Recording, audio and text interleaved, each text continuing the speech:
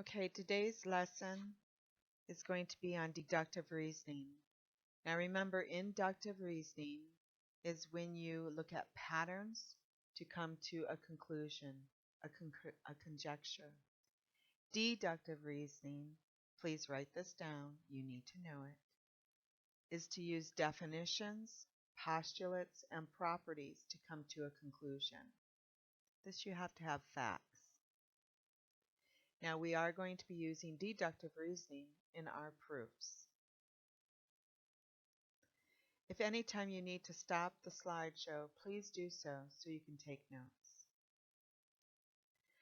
There are two different laws that you're going to use. The laws are format of writing. The first, as you see, is law of detachment. It has three statements.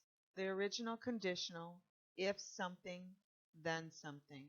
We use the notations P's and Q, where P is the hypothesis and Q is the conclusion. We will fill it in with letters and words. An example would be, if today is Thursday, then tomorrow is Friday. Now notice what happens is then they rewrite just the hypothesis. It's just a statement. There's no if or then. It's a statement by itself that has a period at the end of it. Today is Thursday. It's a matter of fact. Today is Thursday. Well, based on that, from my conditional, now I can reach a conclusion. So I write my conclusion. Tomorrow's Friday. The second law uses three conditional statements. Law of syllogism. By the way, you need to be writing these down. Law of syllogism, as I said, uses three conditional statements. If, then, if, then, if, then. Notice what happens here with the letters P, Q, and we've also introduced a new one, R. And again, we'll be putting words in place. P remembers the hypothesis, Q is the conclusion. Look what happens to the second statement. The conclusion begins our hypothesis now, and we reach a new conclusion. Based on those two statements, we're able to go back to the hypothesis and write a conclusion. Now there are some certain rules when you're using these laws. Law of detachment, you must always start with a hypothesis. Law of syllogism, you can always change that second statement to have if R, then Q. But you can never, ever start a second statement with a hypothesis because then you're writing a new conditional. Here's an example. We're going to use law of detachment to make a valid conclusion. You don't have to write this one down. Just see if you can figure it out with me. Mary goes to the movies every Friday and Saturday night. Well, the first thing you have to do with that statement is think about it in an if-then statement. The hypothesis is actually Friday and Saturday night. If it is a Friday and Saturday night, then Mary's going to the movies because Friday and Saturday is our condition. So therefore, our second statement, notice, restates the hypothesis. Today is Friday. Therefore, we can definitely say Mary's going to go to the movies.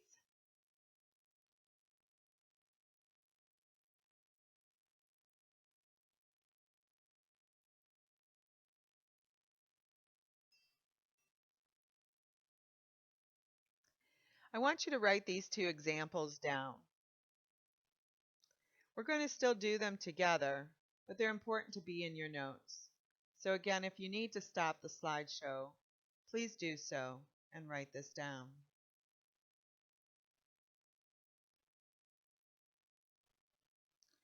If 90 degrees, or I should say the statement differently, if the measurement angle R falls between 90 degrees and 180, then angle R is obtuse.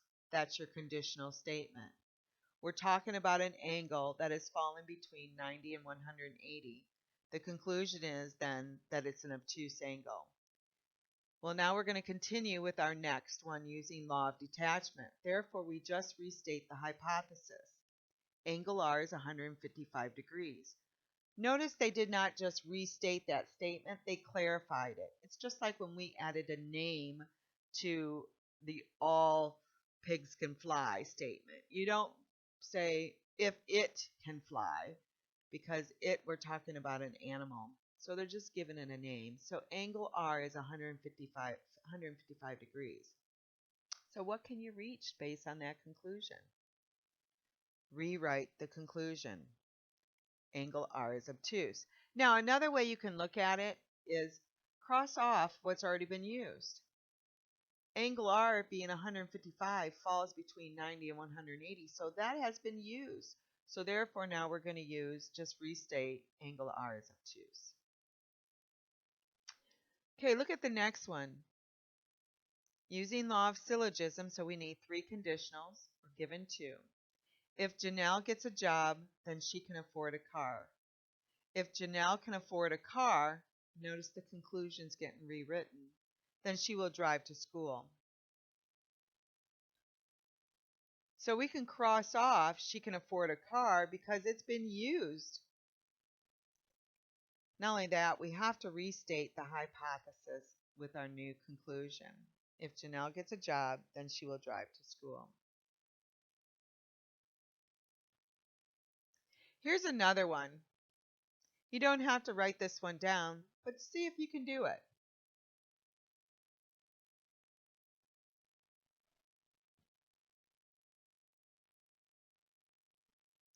If Rick takes chemistry this year, then Jesse will be Rick's lab partner. If Jesse is Rick's lab partner, then Rick will get an A in chemistry. Notice Rick's lab partner is repeated. That's the conclusion now becoming the hypothesis. Therefore, all we write is the hypothesis and the new conclusion. If Rick takes chemistry this year, then Rick will get an A in chemistry.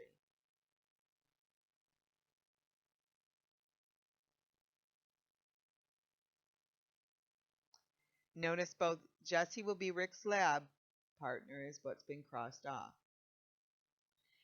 Okay, now look at this example using law of syllogism. Please write this one down in your notes as it is a good example as well.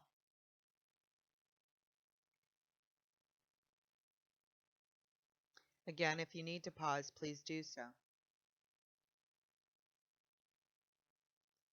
So if x squared is greater than 25, then x squared is greater than 20. Notice they have a new conclusion based as the hypothesis. If x is greater than 5, then x squared is greater than 25. This is allowed because we did not write a new conditional. All we did instead was use the hypothesis as the conclusion first. So therefore, we can definitely see that x squared is greater than 25 has been used. We know that we're going to have to do the conclusion as a hypothesis always, and then the new. So if x is greater than 5, then x squared is greater than 20. I'm sorry, I said that wrong, didn't I? I apologize. I meant you can then restate the 2 that were left over. If x is greater than 5, then x squared is greater than 20.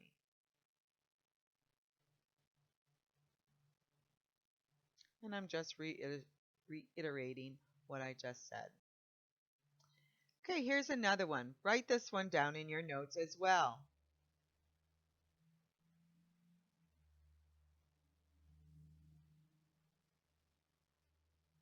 Again, if you need to pause, please do so. Now this one wants us to use law of syllogism. If a polygon is regular, then all angles in the interior of the polygon are congruent. Second statement, if a polygon is regular, then all sides are congruent. Well, look what we just did. We restated the hypothesis, which means we gave a new conditional. We can't do a new conditional. We already started with a conditional. The polygon being regular is our given statement. We can't all of a sudden start a new one saying, okay, well, this is our given and here's something new. So this one, of course, cannot be used. So make sure you put a big X through it and say cannot be used. Now these examples want you to state the law of logic. You don't have to write it down, but I do want you to take a moment to read it through and see if you can tell me which law of logic they're using, if they even are.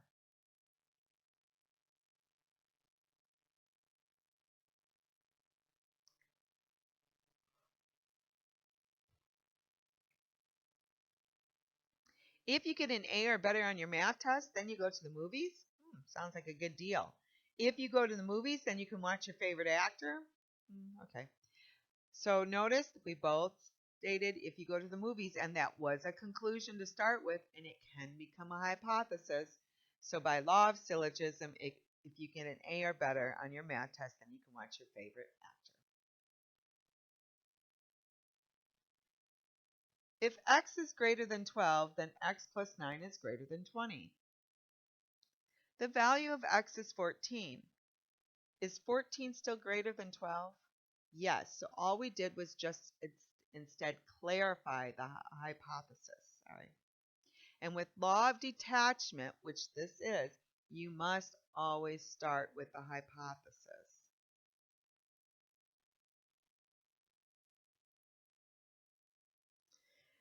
Okay, here you go. Use law of detachment to make a valid conclusion in the true situation. If two angles are complementary, then the sum of their measures is 90 degrees. There's supposed to be a period after 90 degrees. Please write that statement down. If two angles are complementary, then the sum of their measure is 90 degrees. Your second statement is angles C and D are complementary. Now you write the third statement using law of detachment. If you need to, pause the slide.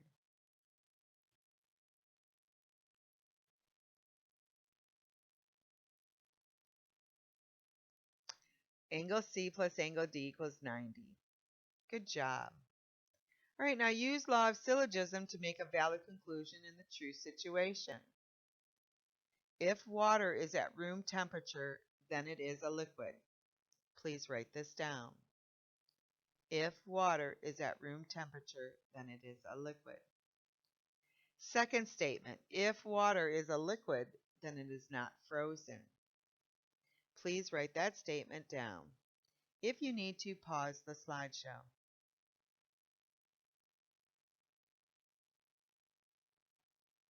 Now, what do you think the third statement is going to read based on law of syllogism?